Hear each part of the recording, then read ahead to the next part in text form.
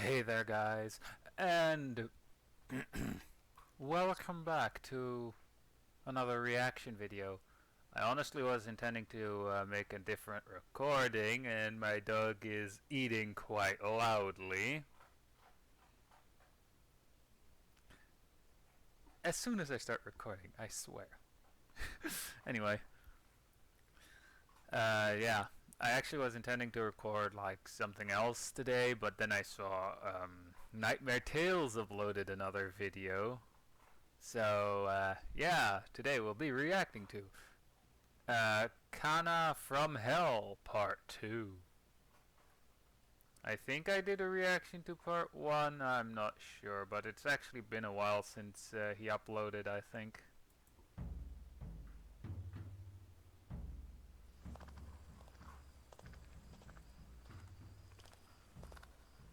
Hiroto tottered towards the izakaya. After watching Kana fall off the cliff and then seeing her writhing in pain as she bled out, his rage had finally died down.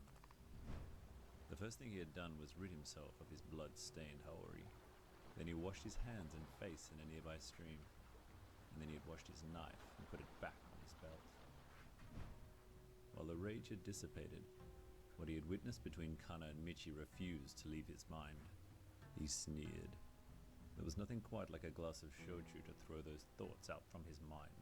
I could go for some Or at the very alcohol. least, subdue them. Kana winced at the scar on her arm. It was growing hot for some reason. "My head is spinning," she exhaled. The little man moved away into the shadows. "Wait, I'll get some water from the stream. I'll be right back." Kana then sat alone in silence, the day's events racing through her mind, rapidly trying to discern fact from fiction. She then heard the rustling of leaves and stiffened. Even though the little man had gone, she still wasn't alone, it seemed, and she noted that the air had turned considerably cooler. Ho, ho, ho. Kana held her breath. Oh no. She hadn't heard that sound since she was 9 years old and had gone to visit her grandparents. She had heard it then, and when she had told her grandparents, they were rattled and were quick to lock her in a room with balls of salt in every corner. Kana shivered. No, it couldn't be. She had survived the Hachishaku-sama. She had resisted her and gone back home after promising to never return to her grandparents' home. Oh, Po, oh. po, po. Kana felt faint, and then she felt the touch on her shoulder. Her muscles cramped up, and her hands trembled. Then she heard the clunking I sound of the am little old seriously man getting rushing back goosebumps her already. way. He was chanting some form of prayer, and with that, Hachishaku-sama retreated into the shadows. "Quickly now," the man said. "It appears you've been marked. Tear this bit from here and wrap it around your hand and arm. I can't provide much assistance with that, given my disability." The old man nodded as Kana tore the bottom part of her clothes and then tried to wrap the cloth around her burn scar. "That's it. Very good." Kana looked up at him, her eyes still dazed. "I don't understand. I was dead. I saw my injuries. There was a bone." She touched her knee that was intact. "Was it a dream?" The old man chuckled softly. "The burn scar is an indication of what has happened." "So I did die. But where am I now? I was someplace else." She swallowed uncomfortably. Gulp. "Yes. In hell, going by the scar on your hand. I didn't expect to drag you out from hell," he said. "You don't look like the type who could have committed an unforgivable deed, so you must have done something to deserve a place in hell. I'd say you've had a reservation there for some time." Kana was struck by the memories she had experienced, and she gasped. She blinked and looked at the old man, truly seeing his form for the first time as the sun started to rise. Oh dear. "What are you?" He was hardly a man. At 3 foot, the creature before her had the face of a man, the head of a pot lid, and the body of a rice cooker. His feet were small and shriveled, and it was a wonder he was standing on them. "I'm dreaming," she said dazedly. The old man snickered. "I assure you, you are very much awake.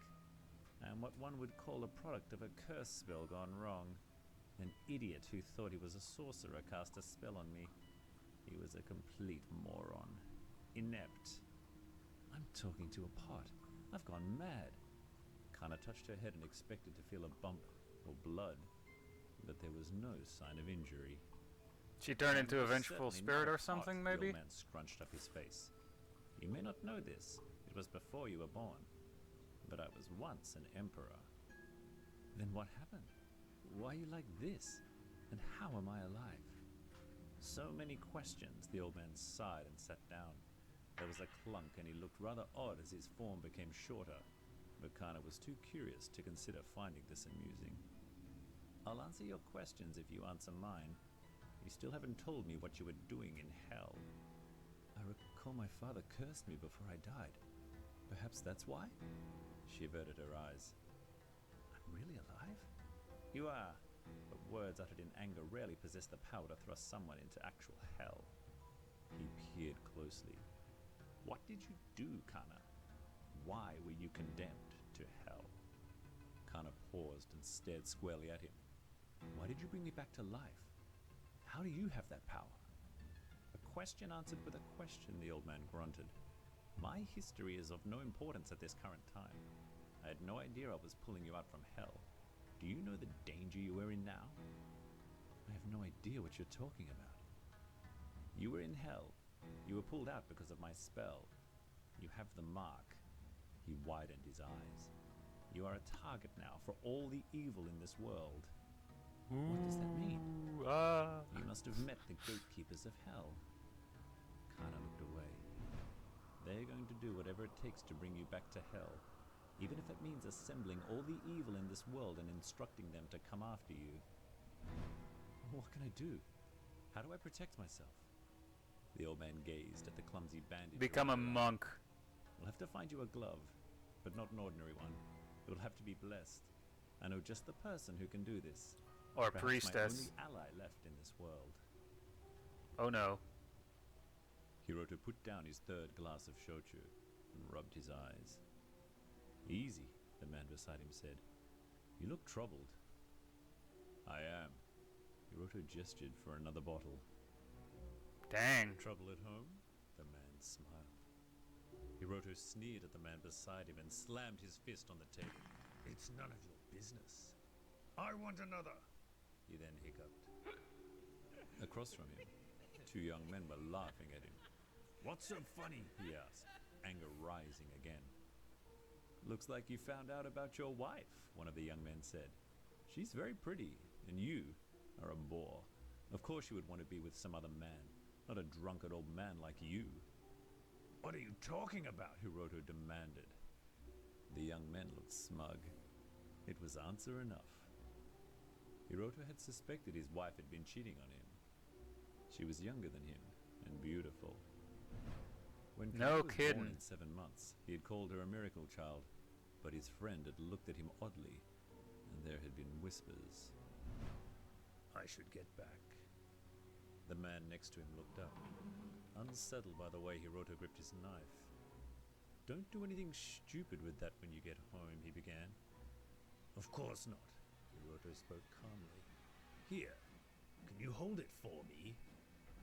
And with that, he slammed it down into the man's hand, pinning his palm against the table. As he was left screaming in disbelief, Hiroto then picked up his empty bottle and smashed it into the skull of one of the men who had laughed at him.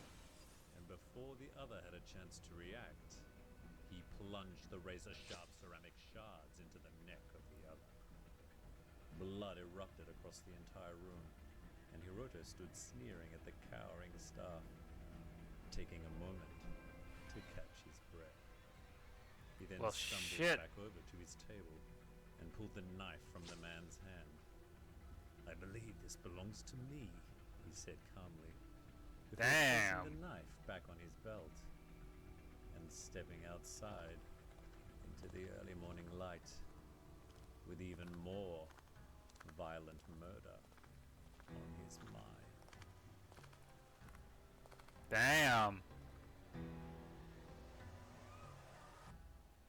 Ah, come on. huge thanks to all who support us through Patreon. You'll Come on. Oh well. You know, this suspense is killing me already. But yeah, honestly, I highly recommend Nightmare Tales for the very obvious reasons. He actually has a pretty good voice for this type of story, in my opinion, considering he very easily gives me goosebumps. And the stories itself are also pretty interesting. I don't know if they are actual like legends or if they are like stories from those locations, but if he thought these up, then he's also pretty talented with that. Anyway, again, hope you guys enjoyed this video, and I'll see you guys in the next video of whatever I'll be making. So yeah, bye!